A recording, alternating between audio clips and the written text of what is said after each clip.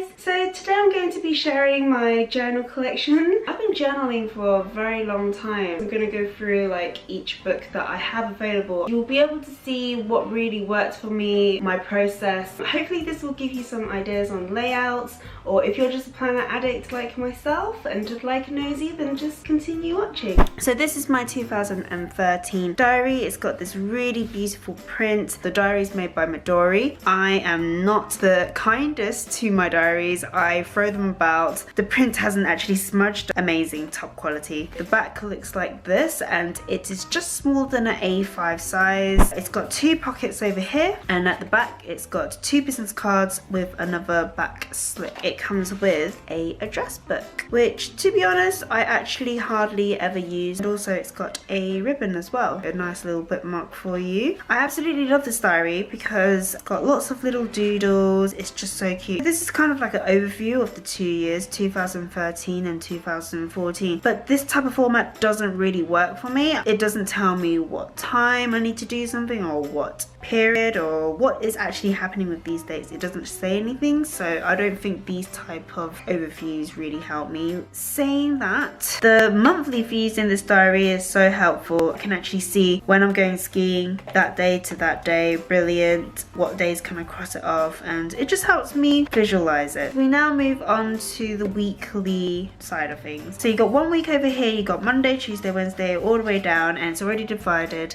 The next page you've got the ruled plain page where you can just write all your notes, but for me I feel that it's quite restricted, so there wasn't enough space, so sometimes I had to like write all the way down here or cross out the whole section and then start writing my notes down over here. The next page was my ideal week, so you can tell that I haven't done any decoration. It was purely for practical reasons. At the back it's got lots of lined pages with no dates whatsoever, just to put your notes in. I've got some private information there, so I've covered it. I always seem to have this chocolate brownie recipe in my book. This was when I was living in London, so I had a underground map, which was quite handy. I really like this kind of look. This has recently been featured in my Japanese episode 2 and it's just been very useful. Next, 2014, I wanted to try something a little bit bigger actually, with a fluorescent pink Filofax. This is the first time I'm using a ring binder planner. It's got a pen loop, 2 business card pockets and a back slide slip. It's got this little slip over here.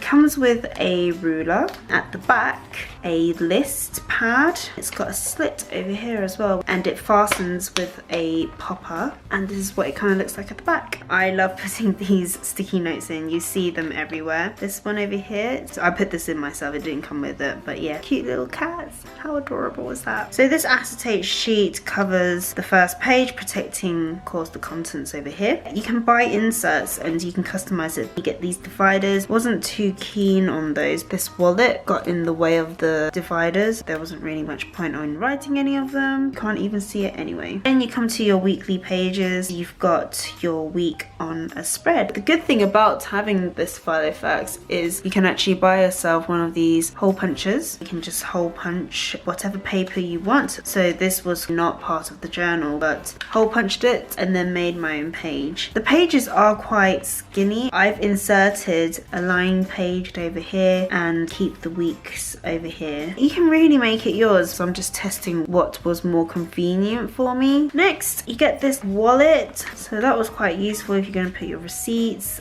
I've put some medicine in here. Some more dividers, the to-do list styles, grid paper, colored paper, plain. There's like plenty of options that you can choose from, but it depends on how you really want to customize it. You can go like all out with it. And again, this chocolate brownie, I don't know why it's still in here, and this is when I was preparing my move to Manchester. I don't know what it was, it just didn't really work for me. I think it's because of the size of the pages. Even though the divide is a bit bigger, I guess I just don't like this gap over here. With diaries, you just need to revisit it and see what really works for you. As I was exploring, I didn't really want to just stop right there. I wanted to keep on going, try other things, and yeah, see what it brings me. For 2015, absolutely love this planner. It's like a proper A A5 size, and it's a soft back. I love this faux leather feel as well. Beautiful pictures. Oh, we look at that, isn't that so delicious? And it's got my favorite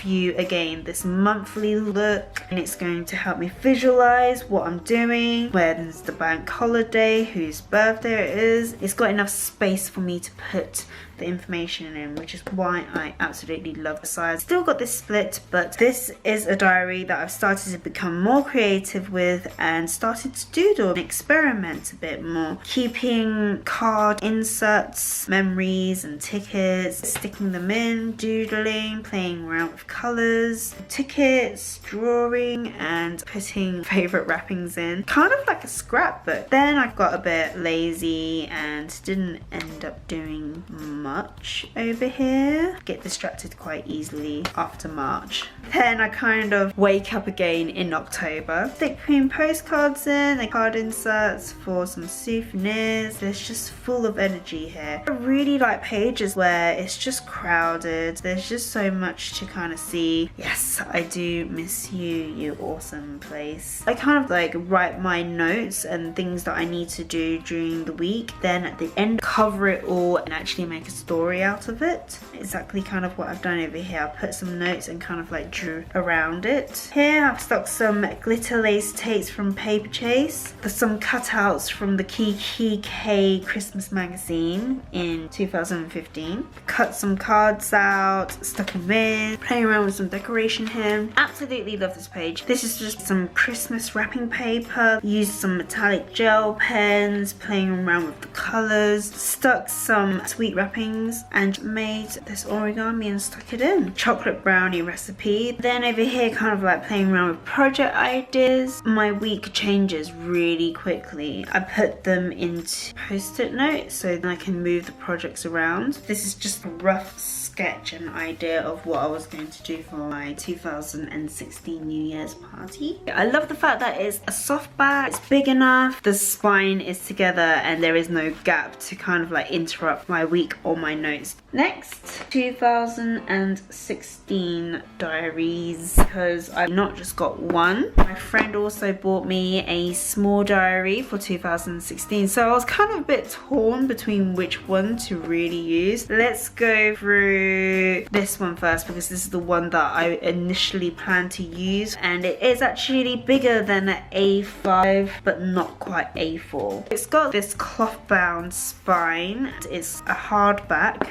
with again another little ribbon. The front looks like this, no pockets, but the back does have pockets. It comes with a calendar that you can just take out like so and skip out the months. This doesn't really work for me because I feel that it's not part of the diary. I mean, I do love this layout, but I prefer it within the pages as I'm going along. It could be useful if that's something that you're looking for, but it just didn't really work for me. It's also got a little business card holder over here as well. So it's got my personal information, and as I mentioned previously, it just doesn't work for me, this type of layout. I did try it. I tried to circle and put codes and colors and kind of make it correspond. It didn't really work. Then I've actually put my personal goals, be a bit more proactive. Some of them I've achieved and some of them I haven't. My savings goal, which I didn't really fill in. Health goal didn't really stick with. So 2016 in the beginning was a bit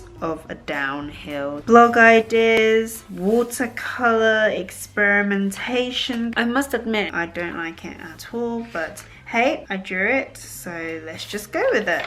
Yeah, pretty awful. Then I came across bullet journaling and I kind of like gave that a bit of a go as well. I like the idea of splitting it into mornings and evenings and then my goals. So this is kind of like the layout that I tried out in February. A tracker. With bullet journals, you're supposed to use it on like a plain notebook, but I tried to migrate it into a set diary and see whether it works. Again, just some doodles over here with some origami. So clearly this type of tracker just doesn't work for me. Loads of people do it, but it's just too much of a hassle. I can't be bothered to go in every single day filling whatever color boxes. You just need to find what works for you. For 2017, this was in September, so it was January, then March, then September. You can see that there are big gaps, but I wanted to really focus on how I can try to make the bullet journaling experience better. This really helped me map out what I wanted my diary to do for me. The big one I would leave at home. This one I would actually take with me when I'm traveling or going to work. So this one I just try to focus on all my to-do lines. It comes with a